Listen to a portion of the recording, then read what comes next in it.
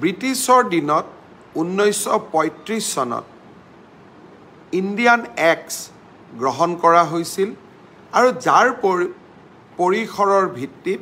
ৰাজ্যসমূহত বিধান পৰিষদসমূহ নিৰ্মাণ কৰা হৈছিল 1937 চনত অসমত বিধানসভা প্ৰথম আৰম্ভ হৈছিল ছাৰ সাদুল্লা সেই সময়ত অসমৰ মুখ্যমন্ত্ৰী হৈছিল তাক প্ৰধানমন্ত্ৰী বুলি কোৱা হৈছিল তেতিয়া এটা সিদ্ধান্ত লৈছিল যে প্ৰতি শুকুৰবাৰে জুম্মা নামাজৰ বাবে 2 ঘণ্টা বিধানসভা ছুটি দিয়া হ'ব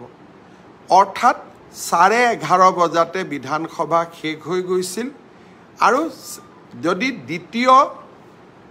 সেশন বা দ্বিতীয় দিনটোত যদি আমাৰ দুবাৰ বহিব লাগে তেতিয়াও 2 ঘণ্টা বিৰতিৰ পিছতহে আমি বহিব পাৰিছিলোঁ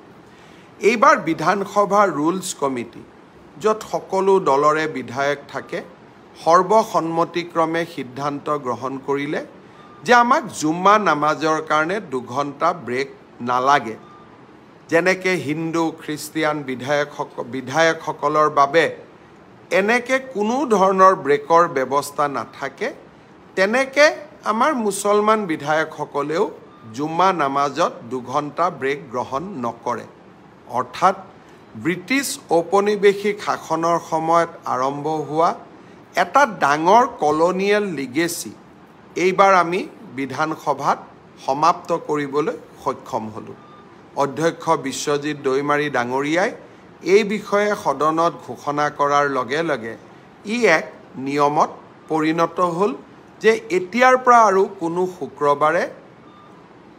জুমা নামাজৰ কাৰণে 2 ঘণ্টা বিধানসভাই বিৰতি নলয় বিধানসভাই নিৰন্তৰভাৱে স্বাভাৱিক গতিত নিজৰ কাম কৰি গৈ থাকিব